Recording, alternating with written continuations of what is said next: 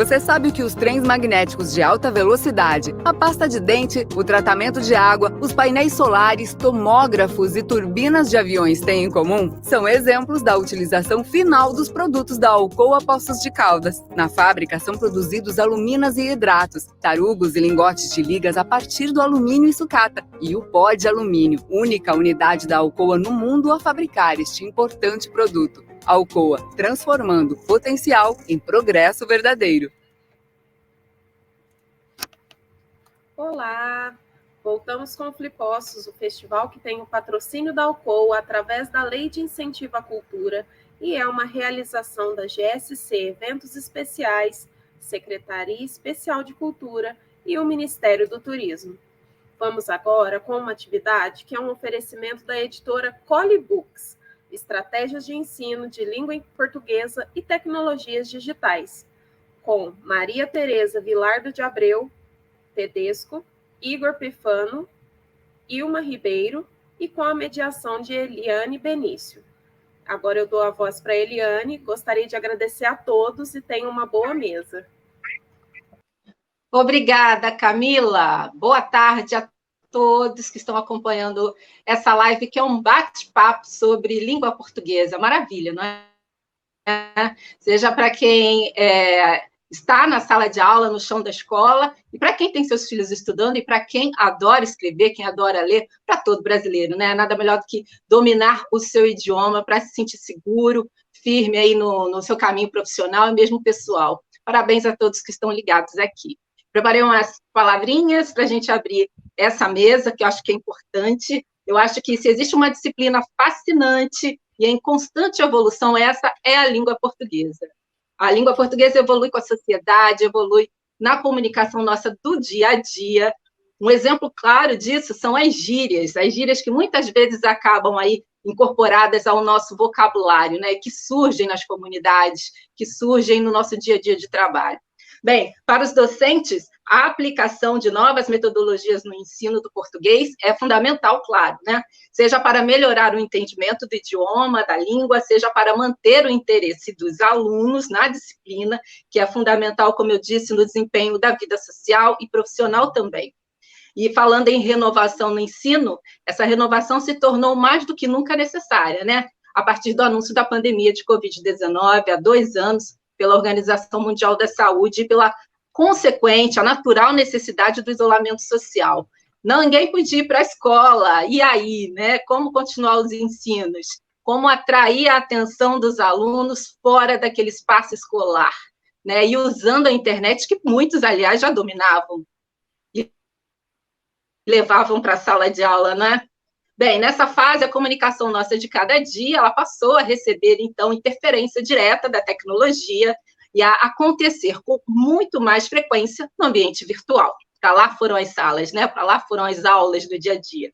Nesse turbilhão de novidades, 3 professores entusiasmados pela língua portuguesa decidiram, então, expressar as suas inquietações, porque eu acredito que não tenha sido fácil para nenhum professor mudar essa dinâmica de ensino, né?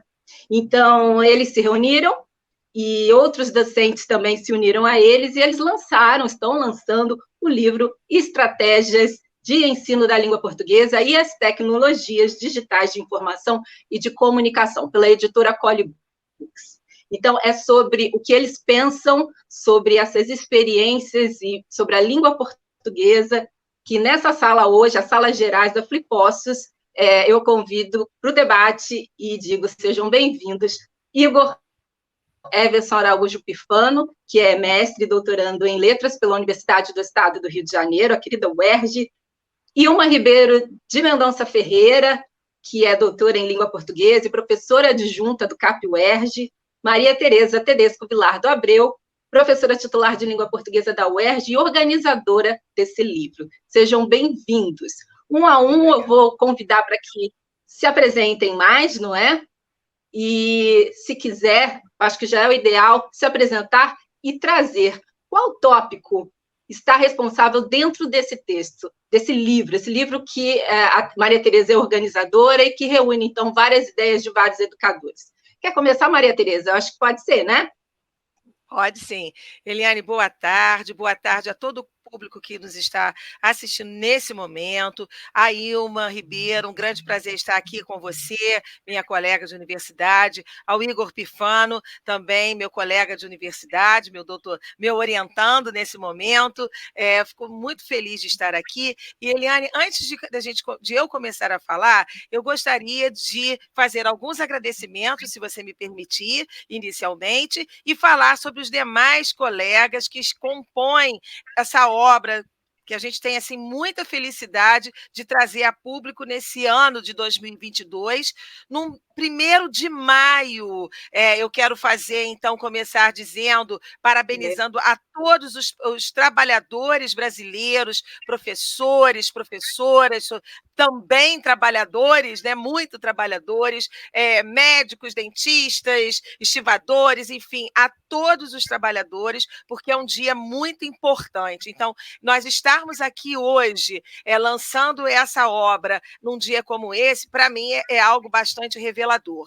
E eu queria dizer para vocês que eu organizei esse livro, mas não o fiz absolutamente sozinha. Eu não poderia lançar essa obra se não tivesse com a Ana Carolina Nóbrega, professora do ensino fundamental aqui no Rio de Janeiro, professora Angélica Castilho, professora do ensino fundamental e médio da universidade, trabalha na UERJ também, professora Cristina Normandia, professora do município do Rio de Janeiro, das escolas particulares do município do Rio de Janeiro, professora Érica Portas, professora de Búzios e Cabo Frio. Então, nós temos aqui um grupo muito intermunicipal, eu diria interestadual. Professor Igor, já falei, a professora Isilene Leandro, que é de Cuiabá, a nossa querida Cuiabá, a professora Ilma, já falei, a professora Leila, também de Cuiabá, o professor Manuel Francisco, aqui do Rio de Janeiro, da Zona Oeste do Rio de Janeiro, professora Valéria Cristina, professora do queridíssimo Colégio Pedro II, tão querido quanto a professora Valéria Cristina, e professora Neiva Bueno, que também é professora no estado Mato Grosso do Sul, em Cuiabá. Então, nós nos reunimos, Eliane, em 2020, assolados e assoladas que estávamos com essa questão da pandemia, e como estudiosos de língua, participando de grupos de pesquisas diferentes, formamos grupos, são meus orientandos, meus alunos, nós tivemos, então, eu não sei se foi a ideia, mas a necessidade, com certeza, sim, de nós trazermos a público os nossos pensamentos, os nossos questionamentos, as nossas estratégias sobre a questão do ensino de língua portuguesa, e o ponto comum entre nós era exatamente ensino de língua e tecnologias, e daí surge essa ideia.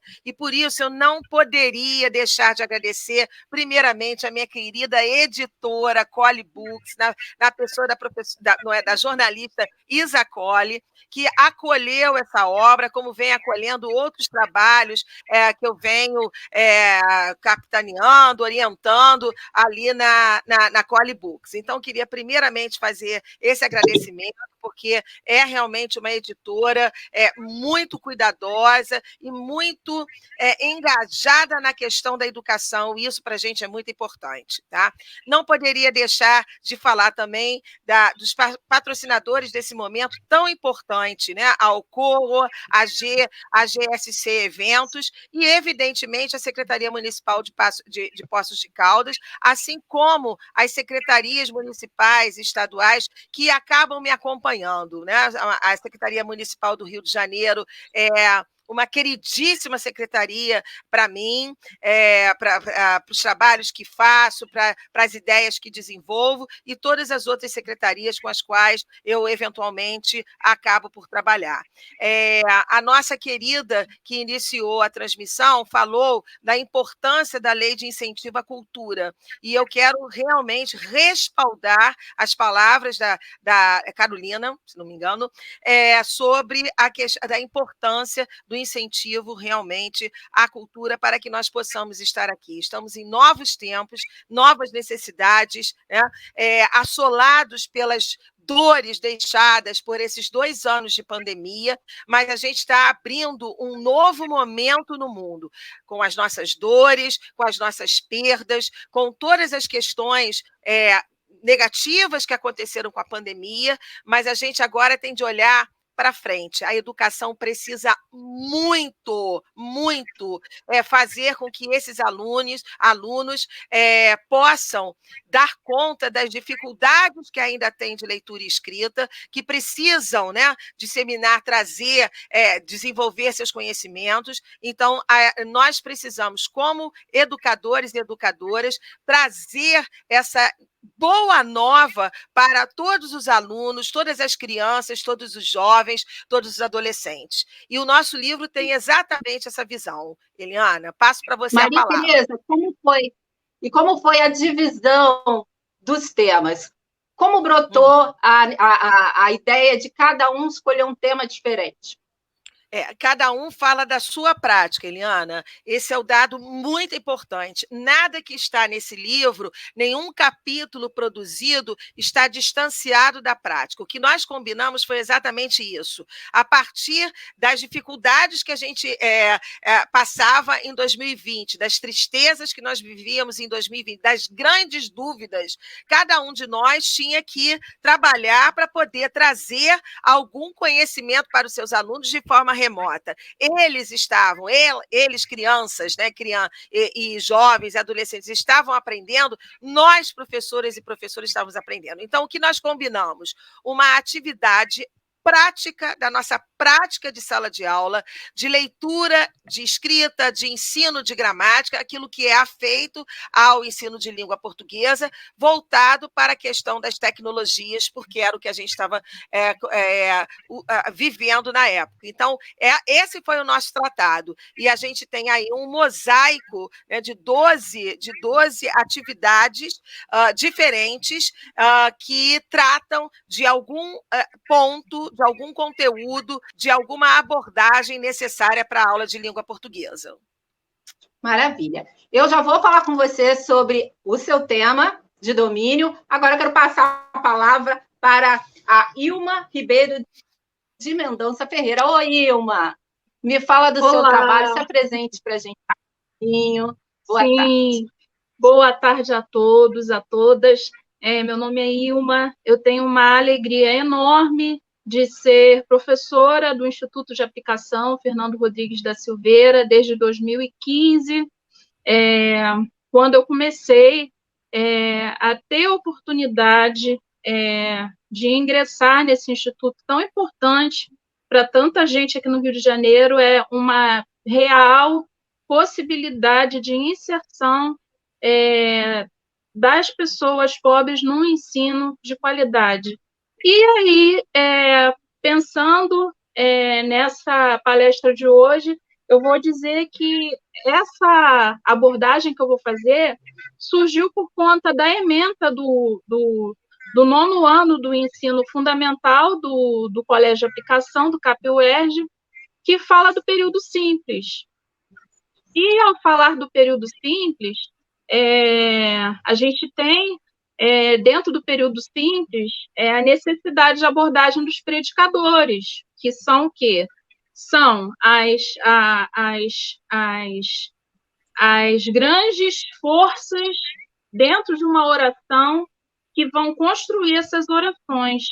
E pensando nisso, e pensando sempre, numa metodologia que parta de algo que faça sentido social, eu pensei, por que não falar do amor a partir da canção Monte Castelo, que é uma canção que vai jungir, né, um poema, né, de 1500, uma epístola de São Paulo de 2000 anos, mais de 2000 anos atrás, mais ou menos, quando ele escreve para a Carta de Coríntios, e uma banda que surge no ano de 1989 com um álbum lindo chamado As Quatro Estações, que transforma esses textos tão distantes, mas com uma temática tão importante, que é a do amor, que vira uma poesia cantada tão linda. Então, Agora, deixa eu te interromper, para quem não conhece a canção Monte Castelo e ainda não se ligou em que banda é essa, é a Super Legião Urbana, uma banda muito, inclusive, também com texto muito crítico, né? E eu acho, assim, perfeito, eu gostaria que você, na prática, dissesse como funciona isso, né? A letra começa, ainda que eu falasse a língua dos homens, traz para a gente os trechinhos e como o seu ensino se aplica na letra. Sim, ainda que eu falasse a língua dos anjos, e aí uma remissão concreta ao texto bíblico, e a língua dos homens, se eu não tivesse amor, nada seria. Então, ele começa com uma constatação muito forte, né, sobre o que é esse amor. E quando a gente pega essa canção, e aí eu falo de ensino de língua portuguesa, a gente pensa logo em coisas-chave. Quando a gente tem um ensino de língua portuguesa, a gente precisa tomar muito cuidado com coisas-chave, porque essa canção é justamente um elemento de um componente que se chama intertextualidade, que é a formação de todos os textos que não surgem do nada. Ou seja, tudo que nós falamos não surge do nada. Só que essa canção tem um elemento muito lindo, que é a repetição de tudo que é o amor. Então, a partir de uma constatação, e aí, dentro do discurso, a gente pode constatar, a gente pode verificar, a gente pode perguntar.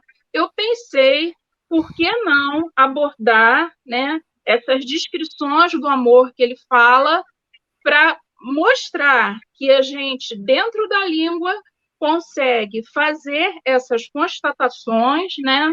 O amor é fogo que arde sem se ver, é ferida que dói e não se sente. Depois, se vocês quiserem, eu botei um pedacinho. É um tratamento discursivo, é um tratamento diferente de abordagem para essa canção. E os alunos recebem de que maneira esse conteúdo? Amando muito, porque a gente está acostumado, quando fala de ensino de língua portuguesa, num quadro em que você usa para escrever certos conteúdos, e a primeira coisa que eu pensei nessa canção, e eu tenho feito isso ultimamente, é de começar a aula com uma leitura, com uma escuta, porque a nossa prática de ensino perpassa por quatro objetivos fundamentais, que são ler, escrever, ouvir e falar. Então, a escuta, aguçar a escuta dos alunos é algo muito importante e a gente não pode deixar isso passar despercebido na aula de língua portuguesa. Então, as canções, num papel, são uma coisa e escutadas são outra coisa completamente diferente. E você ter levado esse conteúdo através da internet, que foi uma necessidade, você tinha que dar continuidade ao seu programa de aula. Teve alguma perda ou não? De repente, até ganhou. O que acontece?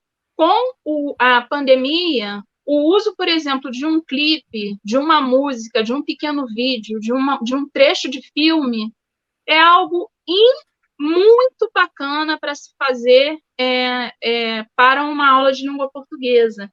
Então, é um ganho você utilizar fragmentos, por quê? Porque você mexe com multissistemas, né? E aí eu falei aqui, né, da carta do apóstolo Paulo, que surge lá no ano 2000, 2000 anos atrás, desculpem, né? O texto do Camões, que também tem uma outra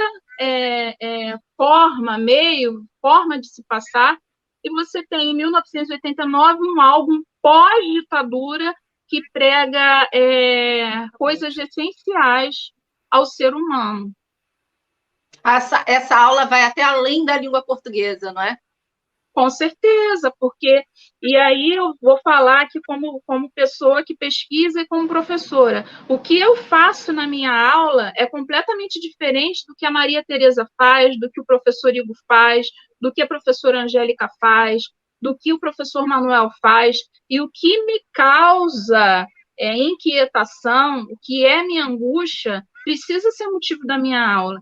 Então, essa minha angústia de tentar um despertar social vem dos meus alunos e vem de mim. E eu pego esse caminho sempre e tem dado muito certo. A partir disso que eu tenho desenvolvido a minha metodologia de ensino de tudo. Ótimo. Gente, essa foi Maria Tereza, essa foi a Ilma Ribeiro, autora do título do texto Monte Castelo, Gênero, Canção, a partir da morfossintaxe, que está na página 128. Eu esqueci de falar no iniciozinho. Agora eu vou passar a palavra para o professor Igor Everson Araújo Pifano. O texto dele, vamos lá. Tá, é o do fonema ao meme, as possibilidades do WhatsApp nas aulas de língua portuguesa. Está na página 84, vem um pouquinho antes. Tudo a ver, não é? Seu trabalho não deveria estar fora desse livro, e não está. Porque não o WhatsApp está presente na sua aula, até lá no espaço físico da escola, não é? Oi, seu áudio está mutado.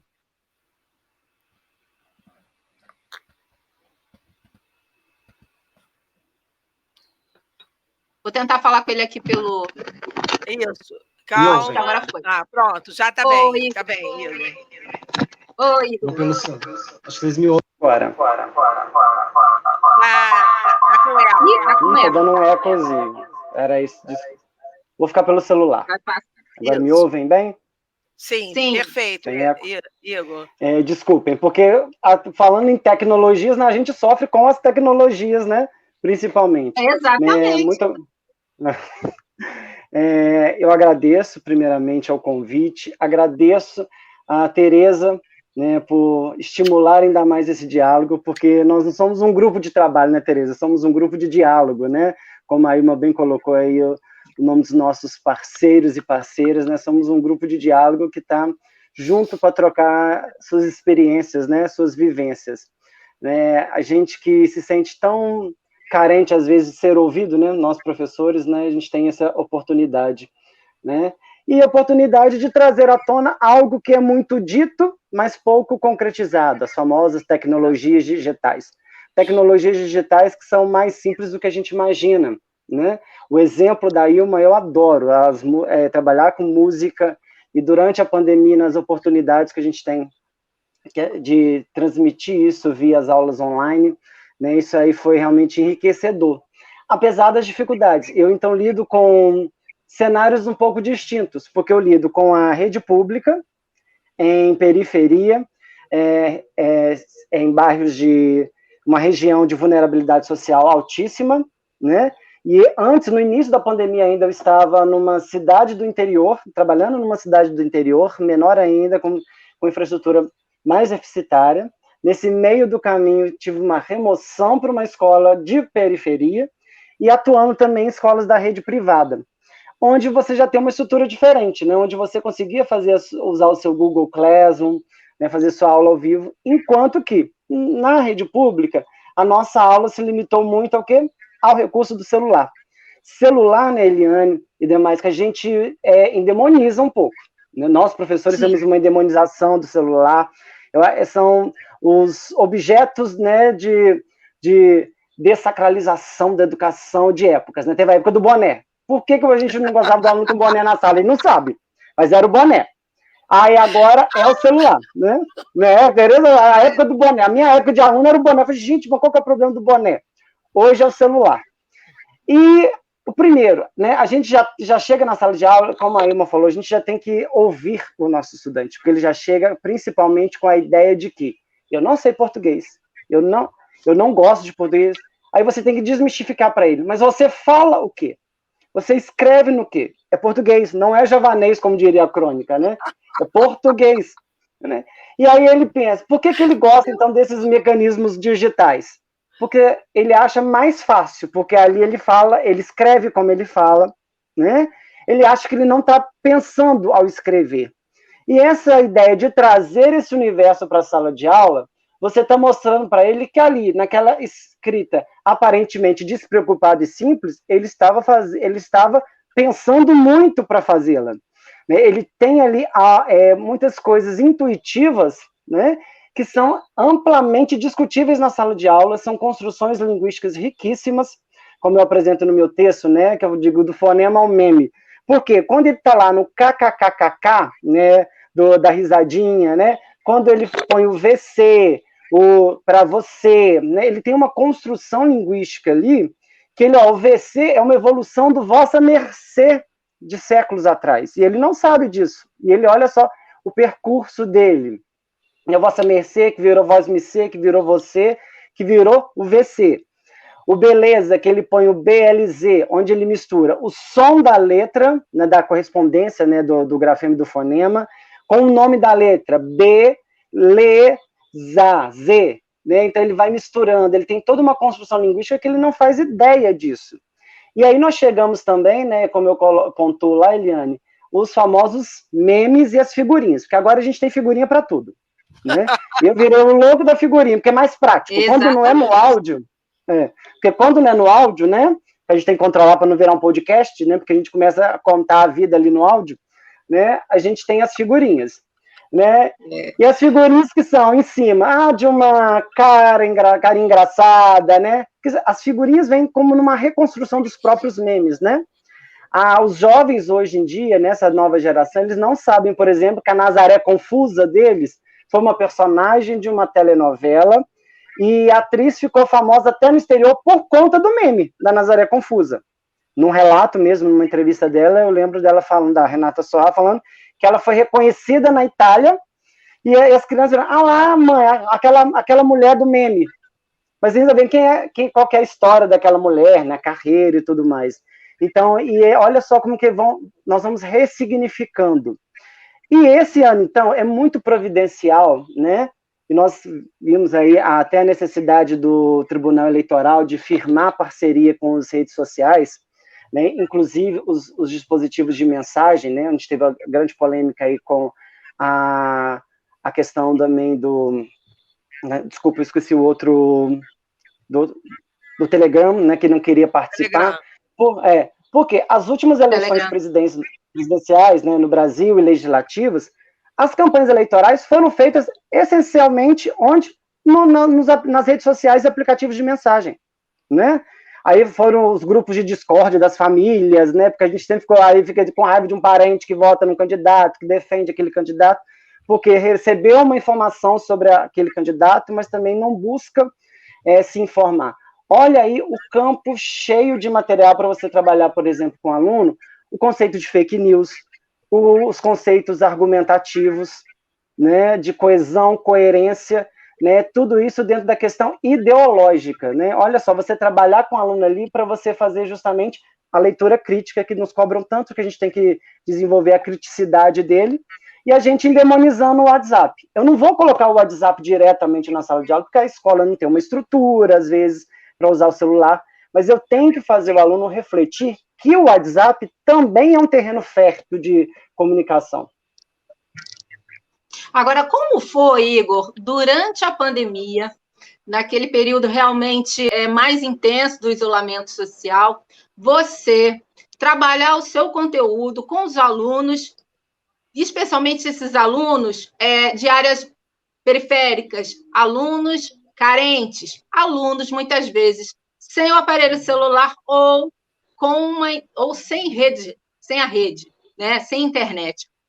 Como foi dar aula? Aqui, Eliane, né, eu sou da Rede Pública Estadual de Minas Gerais, né, e a gente tinha ainda o auxílio das apostilas. Mas a gente sabe que foi aqui, teve como eu vou dizer, foi muito árduo esse trabalho, né, porque justamente, apesar de se ter um aplicativo de uso dos alunos, para o aluno conseguir baixar o aplicativo, ele precisava do primeiro acesso de internet, e antes disso ele precisava do celular, né, igual eu falei, no início eu estava numa cidade, eu sou de Juiz de Fora, estava numa cidade ainda menor, Juiz de Fora já é um polo regional, mas aqui em Juiz de Fora ainda também os alunos tinham dificuldade, porque o que a gente tinha essencialmente, e foi o nosso principal instrumento de trabalho, foi o celular, né? A gente se viu dando aula pelo celular, enquanto que na rede privada eu me sentava na frente do computador e dava aula, tinha os recursos dos vídeos, como a Ilma falou. No caso do celular, por mais que eu não tinha como gravar uma videoaula mais extensa, porque o aluno não ia suportar assistir aquela aula ali por conta da estrutura do celular dele ou da internet. Então, ali eu tive que usar o escrito jogado ali nos grupos de WhatsApp, mensagens, usar os formulários Google. Os formulários Google foram uma salvação. Né? A gente conseguiu aplicar na escola avaliação diagnóstica da rede pública via formulário Google, né? Porque ali o aluno jogava, ele recebia o arquivo e ele jogava ali as respostas dele, né? Então foi muito árduo. Assim, a gente se sente um pouco triste, a gente fica, porque hoje você se encontra com aquele estudante, e aquele estudante que chegou ali, por exemplo, no ensino médio deficitário, era o aluno que eu conversava pelo WhatsApp nos últimos 2 anos, né? E hoje eu vejo ele ali chegando no ensino médio com carências, assim, de aprendizagem muito grandes, né? A mesma coisa os meus aluninhos, né? Pra gente também, porque aluno é igual filho, é sempre aluninha, é sempre menino. Então, os alunos do 6º ano são alunos que pularam, né? Os alunos pularam do 3º ano da alfabetização para o 6º, né? Então, eles colocaram ali são adolescentes que ainda estão na infância, né? Então, a gente encontra ali o aluno que não sabe ler, o aluno que é apenas copista. Então, assim, é um trabalho árduo, né? Foi muito árduo, né? Triste, né? Mas a gente, como sempre, né? Como eu brinco, o professor é sadomasoquista, porque ele sabe que vai trabalhar muito na vida, vai ganhar pouco, mas faz feliz, né? Porque a gente sabe o que a gente vai fazer, e a gente é muito intuitivo, né? Tereza e vão saber disso também, a gente é muito intuitivo. A gente está lá, né, dando uma aula, de repente, do nada, a gente muda a aula do nada, né? A gente vira, né? Uma prova está valendo 10, de repente ela vira 5, ela vira 20, do nada, né? Pirulito, chocolate, a gente dá para aluno, tudo do nada, justamente conforme o que está acontecendo ali. Quanto maior a missão, maior o desafio, não é? Então, agora eu vou voltar com a Maria Tereza. Me fala sobre as práticas sociais de leitura e escrita e também as tecnologias digitais. O que pode a escola em relação a isso, Maria Tereza? Seu texto nessa obra. O título do meu capítulo é exatamente essa grande, que eu considero esse grande questionamento e provocação, o que efetivamente a escola pode em relação às novas tecnologias. Então, eu me debrucei nessa empreitada, pensando no como, no quando, no porquê, entendendo o seguinte, que a tecnologia ela não vai fazer pelo professor. A ideia é exatamente essa, né? Ela não vai fazer pelo professor. A gente não pode achar, e aí cabe aqui um aposto explicativo, de que as pessoas estão trazendo as tecnologias como a grande salvação da educação. Vamos parar com isso, né? O professor é essencial. Eu acho que o que exatamente a pandemia vem nos mostrar é a necessidade da escola enquanto socialização, é a necessidade da presença do professor e da professora, com metodologias, com estratégias, porque essa intuição a qual o Igor se refere não é uma intuição de nascimento, é uma intuição a partir da prática que você tem, da sua prática que é construída. É isso que eu vou discutir nesse capítulo. A gente tem de entender que não há passe de mágica. O aprendizado não é um passe de mágica.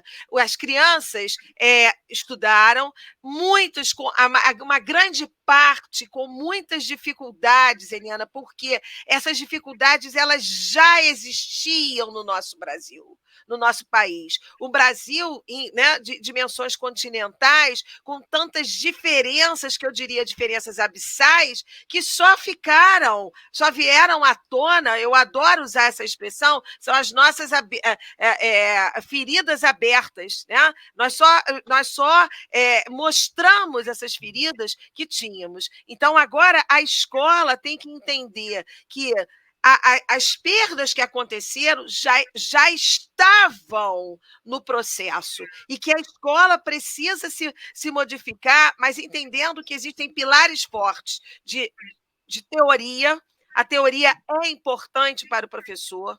É essa teoria, quando o Igor fala, quando a Ilma fala, e os outros autores e autoras falariam também exatamente por esse caminho, essa teoria subsidia a prática do professor. Então, o que a escola pode? A escola pode tudo que ela quiser e que nós, professores, quisermos, nós, professores do chão da escola, e eu assim me intitulo, apesar de não estar hoje dentro da escola básica, mas saí recentemente, né? Eu sempre trabalhei muitos anos no colégio de aplicação, antes da Ilma entrar, enfim, mas hoje só estou trabalhando dentro da universidade. Então, a escola pode tudo, mas ela pode com um professor que vai conhecer teoricamente que caminhos ele quer tomar, e a partir desse subsídio teórico, ele vai escolher as melhores estratégias. Eliana, eu costumo dizer o seguinte: nenhuma tese de 2020 para cá foi feita, né, de doutorado, falando sobre a pandemia, não houve tempo para isso, evidentemente, né? E falando sobre as novas tecnologias. As novas tecnologias já existiam, mas eram um bicho-papão. Eu trabalho na Universidade do Estado do Rio de Janeiro para fazer uma defesa em 2019, 2018 remota, era um auê. Hoje, isso é a coisa mais natural da vida na UERJ. Então, é um aprendizado que nós estamos fazendo. E esse aprendizado não vem com um catálogo pronto e não vem com uma fórmula mágica. É subsidiada, plantada, que é isso que eu discuto nesse capítulo, em modus operandi, eu gosto muito de falar de alternativas metodológicas, de estratégias de ensino. E essas estratégias, elas estão embasadas em quê?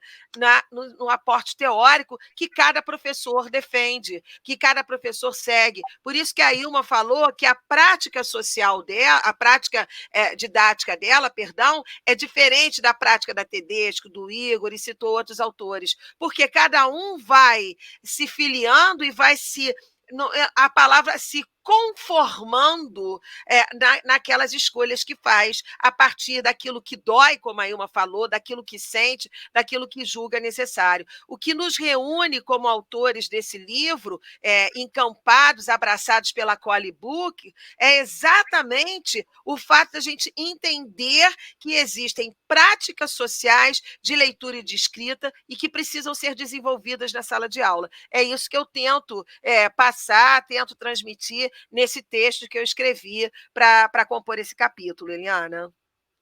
Tá ótimo. E, Ilma, já tem pergunta aqui, é para você. Vanessa França deseja saber como lidar com os direitos autorais pela reprodução das obras em sala de aula. Essa é uma preocupação?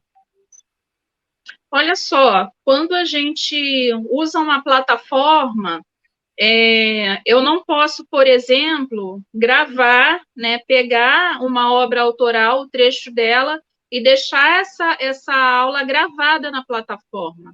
Mas, por exemplo, eu fiz, Vanessa, com os meus alunos durante a pandemia, pela minha assinatura de TV digital, nós assistimos 2 filmes, um deles, inclusive, eu recomendo fortemente para todas as idades, que foi o Sing. Foi o Sing. E daí que isso não pode ser gravado. Mas quando a gente dá uma aula ao vivo, e aí é muito importante isso, nada me substituiu, sabe? O que aconteceu foi que eu me apropriei de algumas coisas e essas coisas facilitaram o meu trabalho. Por exemplo, eu não penso mais hoje em dia em ter uma aula com 35 alunos e chamar um aluno do meu lado para fazer correção de redação. Nesse caso, o grupo de WhatsApp ele é fundamental, porque eu fiz correção de redação, eu aprendi a fazer, e agora é a coisa mais fácil do mundo, fazer para mim uma correção de redação mostrando exatamente o que estava errado naquela redação. Então, eu tirei esse tempo que eu usava da minha aula para corrigir redação com uma turma de 6º ano, isso é impraticável. E é um tempo necessário, sabe? que eu tomava da minha aula. Então, eu peguei essa ferramenta, né, que é a gravação de uma correção, e isso me foi muito útil, sabe? A Tereza sabe como é importante mostrar para a pessoa, mostrar para o sujeito o que está certo, o que está errado, o que precisa ser modificado. Então, a gente precisa saber usar. E uma coisa que eu defendo muito, Igor, é que nós, funcionários públicos, optamos por ser funcionários públicos. E essa tecnologia toda não pode cair nas mãos do capital privado. Então, eu, como funcionária pública, quando faço uma live para ajudar estudantes a fazer uma redação do Enem ou da UERJ, eu me posiciono socialmente, sabe?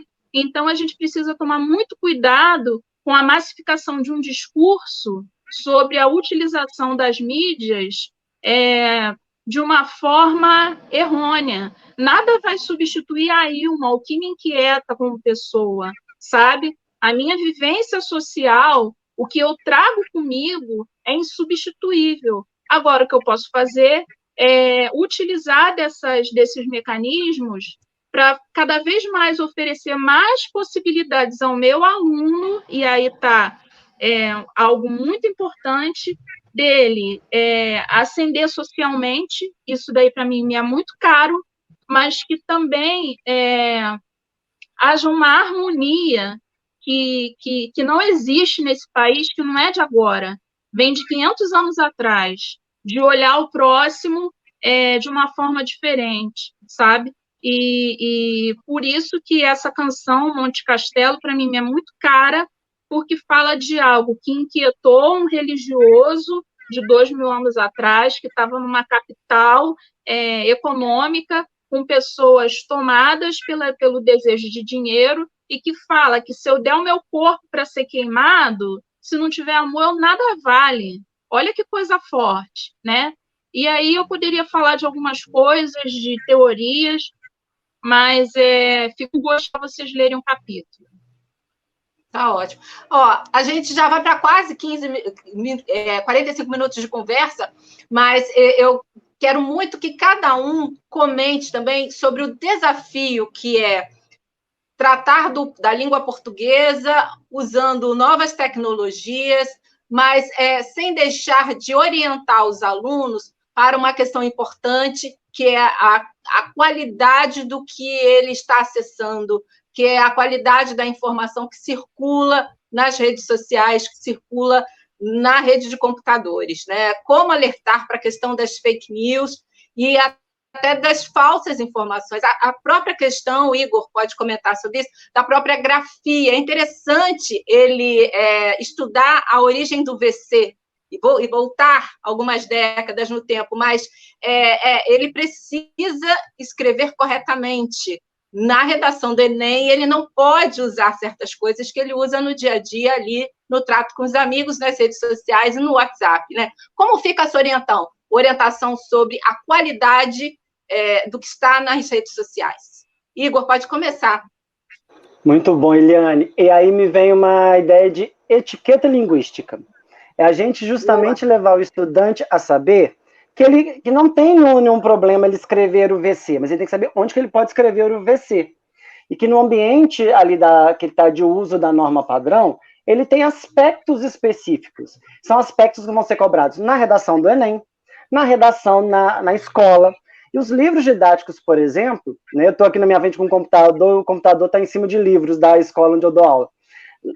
Pede para o aluno, por exemplo, aprender a escrever sketch de humor, stand-up comedy, ótimo, e ali ele pode fazer uma estrutura mais informal, mas o mesmo livro também traz qualquer estrutura de um conto, de uma crônica, de um texto dissertativo argumentativo, né? E o que você falou da caligrafia, da grafia, isso é primordial. Hoje os alunos têm dificuldade, até mesmo com a coordenação motora fina, não conseguem. Isso aí não porque não é estimulado. O aluno, a criança hoje com 2 anos de idade, 1 ano e pouco, ela já está no celular. Né? Então, o dedão está ótimo. Né? Nasce com uma familiaridade com o equipamento. Meus sobrinhos com 1 ano e pouco já sabiam usar o touchscreen, eu não sabia. né? Então, eles sabem, mas eles não... A gente está tendo que pedir, aos meus alunos do 6º ano, por exemplo, que atuo 6º ano também como a Ilma, né? Caderno de caligrafia.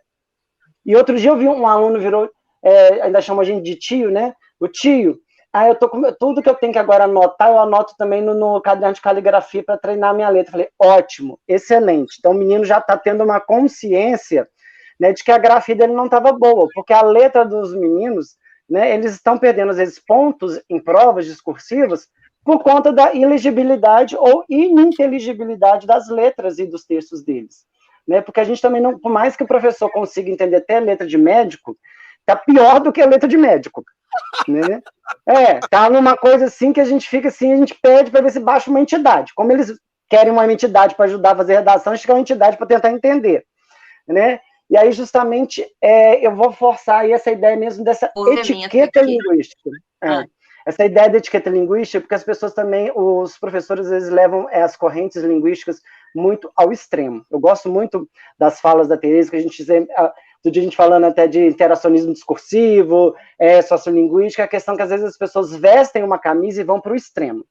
Então, muitas vezes as pessoas falam, sou sociolinguista, então ele acha que o aluno pode falar problema em tudo quanto é lugar. Não, ele pode falar problema com quem está ali no ambiente informal, mas ele sabe que na redação do Enem é problema, ele tem que saber isso.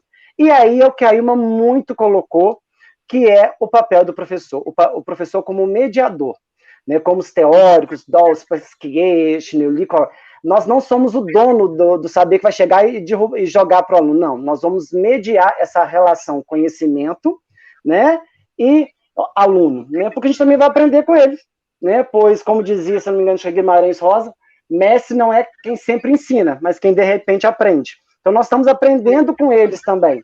E a gente tem que usar, aí vai entrar a nossa intuição, e aí a gente vai aprendendo, Grande Sertão Veredas, clássico nosso, né?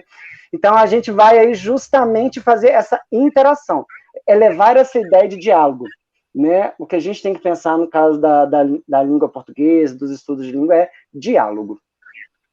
Tá bom. Ilma? Uma correçãozinha, eu falei que foi o filme Sing, não foi o filme Soul, que é um filme lindíssimo, com valores humanos lindos, que eu recomendo para todas as idades. Então, isso que o Igor está falando é fundamental, sabe? O que acontece dentro da escola e dentro dos nossos, do professorado, né? Primeira coisa, assim, que eu vejo é que nós precisamos primeiro nos unir, sabe? Nós precisamos muito de união. É uma classe que é, infelizmente, muito desunida, né, Igor? E isso é muito triste, porque, assim, não é uma questão missionária, não é uma questão de amor pela profissão e de querer salvar o mundo. Não é isso. Mas, como classe trabalhadora, e aí eu me ponho como marxista, sabe? Raiz, eu me descobri marxista sem saber que eu sou marxista. Nós precisamos nos unir urgentemente. Se nós nos unirmos, gente, não existe, que eu não posso falar esse nome ou eu não posso. Não vai ter grupo Lema que vai destruir a educação desse país, sabe? Porque nada vai substituir o que o Igor faz, a motivação do Igor, sabe? A preocupação do Igor. E aí eu evoco também Paulo Freire, sabe? Existe uma crise de educação desde sempre, porque o nosso país não educa para o coletivo, né? Nós somos educados para eu resolver o meu problema e salvar os meus, e que se dane o resto. Isso é muito triste, isso é muito feio, sabe? Isso é macabro, e isso tudo é uma questão de amor, sabe? Então, eu sou encantada com textos que têm esse viés social, e por isso que eu falei muito brevemente sobre essa prática de escuta que tocou todo mundo. Lá no CAP a gente trabalha com estagiários também, que nunca pensaram em pegar essa canção e botar o amor, as descrições do amor, o amor é fogo que a gente vê, é ferida que dói, não se sente, é um contentamento descontente. Então, o núcleo dessas constatações, dessas descrições, vai dizer que simplesmente sem amor você não é nada, sabe? E isso é algo que inquietou lá o apóstolo Paulo, o Camões, o Renato Russo, nos seus textos tão diferentes, com formas tão diferentes de divulgação, mas que tratam de algo humano, né? É isso. Se vocês me permitem aí, Eliane, só uma colocação, sim. Esse trabalho da Ilma de música, né? Eu sou um aficionado, sou musical. E eu adoro, e os meninos, eu observo, eles adoram. A gente tem uma ideia de que a criança, né, o adolescente vai gostar só do que é do momento. Não. A gente pode levar para eles de Xuxa Chico Buarque, que eles vão gostar. Como fazer, né? Eu destaco até essa questão do como fazer no meu texto. A gente sabe, ensinando o professor a como fazer, o aluno a como fazer. Eu já trabalhei desde o Barquinho até Marília Mendonça. Aproveitei o insight do falecimento dela, infelizmente, mas levei isso para a prova. E eles sabiam, Igor, eu sabia que ia ter letra de música na sua prova. A prova é sua, porque tem letra de música, né? E levar isso na sala de aula, para eles ouvirem, até mesmo cantar com eles, né? Eles sabem, né? Você vai cantar com a gente? Eu falei, eu vou, canto, não tenho medo de passar vergonha com eles ali e desafinar, né? Maravilha. Maria Tereza, você quer acrescentar algo em relação a isso, esse desafio de manter a qualidade do ensino através do ensino da língua portuguesa através da tecnologia? Tá. Eliane, eu falaria aqui mais 1h30. Primeiro, eu quero dizer, não é um orgulho ter esses meninos, essas meninas aqui, meus orientandos, hein? Olha, porque não existe ex-orientando. É um espetáculo. Eu estou aqui muito feliz, muito orgulhosa do que eu estou ouvindo, dessas criaturas aqui e dos que estão ainda para apresentarem, né? Em outros momentos que a gente vai ter. Deixa eu te dizer, Eliane, o seguinte, você fez uma pergunta muito importante e eu vou relacioná-la com a questão das fake news que você havia falado antes de passar para essa rodada de perguntas. E dizer para você e para todo mundo o seguinte, não adianta só a gente combater, no caso, né, as fake news. O que a gente precisa? A gente precisa trazer uma educação realmente crítica, um olhar crítico das crianças, dos adolescentes, para as coisas do mundo, para as práticas sociais. Não é só o combate é uma via, mas como é que eu combato isso? Eu combato isso com uma consciência crítica das práticas sociais de leitura e de escrita. É isso que esse livro vai trazer para a gente, é isso que esse livro quer trazer para os professores, que você pode usar tudo que está nas nossas práticas sociais, mas olhando efetivamente para esses pilares metodológicos, teórico-metodológicos, que são fundamentais. Então, desta forma, o que a gente precisa nas escolas, né? O que a gente precisa efetivamente é trazer uma educação crítica à luz do que o Paulo Freire já diz, né? Tem uma pergunta na plataforma, esse é o único lançamento da editora sobre o tema, haverá outros. Eu queria dizer para vocês o seguinte, que eu não quero fazer, a palavra da moda é streaming, né? Eu não vou fazer streaming, né? Mas eu quero dizer para vocês que a Coli Books está na empreitada de um trabalho muito específico de metodologias e estratégias e que ainda este ano, cremos, haverá outros lançamentos de trabalhos de estratégias metodológicas, né, em diferentes áreas de conhecimento. Eu vou falar só assim agora, porque a gente ainda não tem, eu não tenho ainda autoridade nem autorização para falar sobre isso, tá? Então, a gente está caminhando, porque é realmente um caminho que a Coli Books já tomou em relação ao trabalho de metodologias e estratégias. E nós faremos, esse é o primeiro encontro dessa nossa publicação, esse é o primeiro lançamento, e nós pretendemos fazer outros lançamentos, outras mesas redondas, pelo menos, né, com os demais autores dos livros. Todos, somos 12 autores, com uma organizadora, mas também somos 12 autores, e nós vamos fazer outros momentos de divulgação como esse, né? E é isso, eu acho que você não queria, Maria Tereza, você não queria, mas você fez o spoiler, tá? Spoiler! Já contou Spoiler. que vem mais por aí. Spoiler. Troquei, exatamente. É o spoiler, exatamente. Oh, meu Deus do céu. Spoiler, dei spoiler. Tudo bem. Deu Isso aí. spoiler. Mas foi por um bom motivo, e a gente deixa a dica também, o site da Collie Books, para quem quiser conhecer todos os títulos que estão disponíveis, é o www.collibooks, com COLLI, e books, livro em inglês no plural, .com.br. A gente tem 5 minutos, vocês estão desafiadíssimos a fazer um breve resumo sobre essa questão do ensino da língua portuguesa, o uso da tecnologia e a BNCC. Querem falar rapidinho? É um super desafio, só para deixar assim uma vontade de quero mais, uma live nova, só para falar de BNCC. Quem começa? Eu topo. Quer que eu comece? Então, pode ser, BNCC, tecnologias digitais, grande desenvolvimento. O livro não traz soluções, mas começa a trazer caminhos para pensarmos nas habilidades que a BNCC traz. Beleza. Ilma? Sim. Ler, fazer um sujeito competente, liberto, que consiga dar conta de si sem precisar do auxílio de outra pessoa, é o que o professor de português precisa fazer. Então, essa é a base de sujeito, de predicado, de arcadismo, de modernismo, de tudo na aula de português. Tá bom?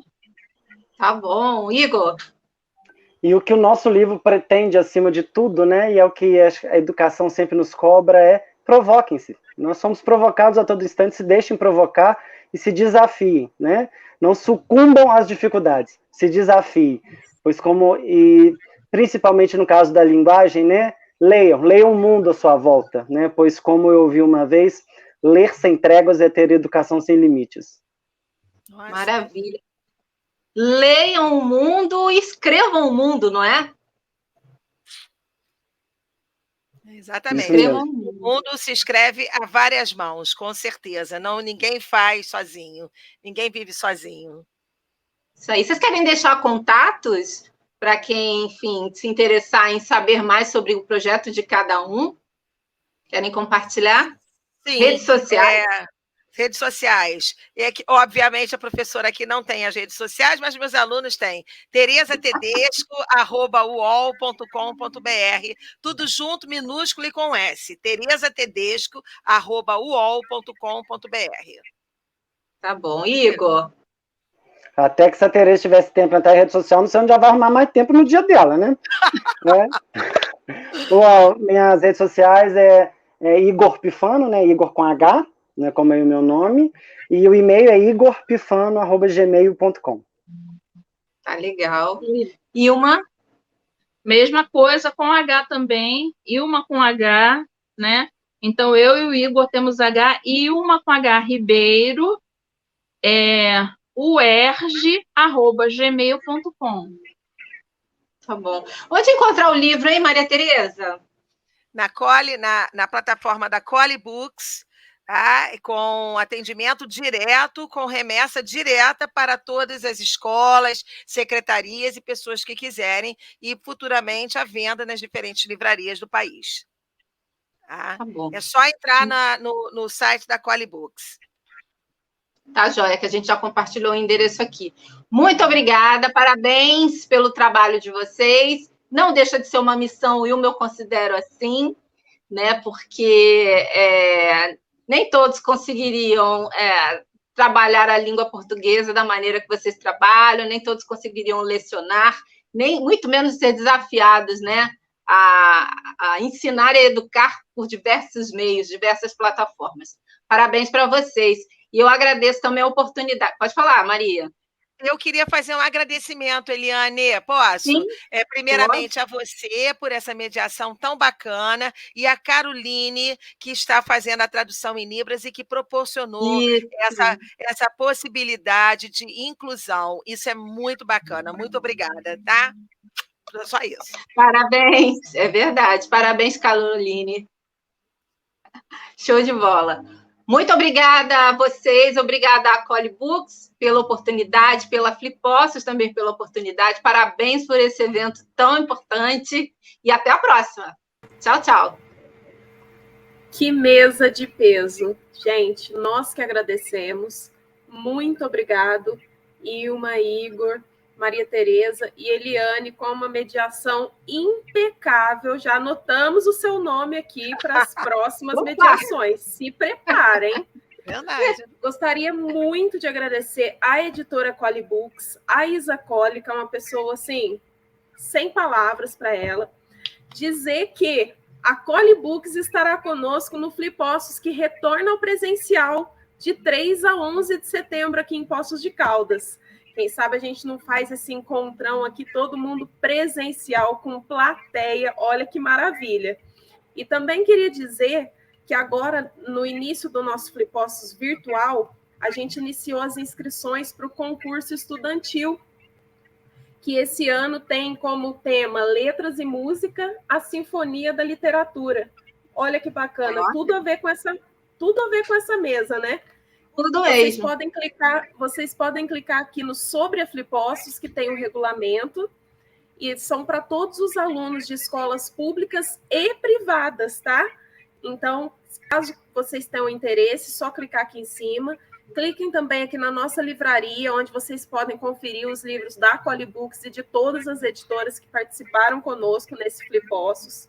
Gostaria de agradecer a todo mundo que nos assistiu, muitos comentários na plataforma, bombou essa mesa, foi uma mesa magnífica, muito obrigada. Obrigada a todos que comentaram, obrigada a vocês, obrigada a todo mundo que nos acompanha, todo mundo que está aqui no nosso Flipossos, que esse ano está no seu 17º ano. Então, é muito importante esse trabalho que a gente faz, poder contar com pessoas como vocês para fazer essa mesa maravilhosa, que é tão necessária. Todas as pessoas que nos acompanham, é através de vocês. Os nossos patrocínios, realmente, a Lei de Incentivo à Cultura é uma coisa, assim, que sem ela, a gente não poderia fazer esses eventos. Então, o nosso muito obrigada. E a quem gostou da mesa, clica aqui no Assista Novamente. Gente, não deixe de conferir. A plataforma ficará por mais um mês no ar, e após esse um mês, vocês podem assistir todos os vídeos através do nosso YouTube, @Flipocos. Muitíssimo, muitíssimo, muitíssimo obrigado mais uma vez. E nos vemos na nossa última mesa aqui das Salas Gerais, às 18 horas. Tchau, tchau, pessoal. Muitíssimo obrigada. Tchau, Camila. Obrigada.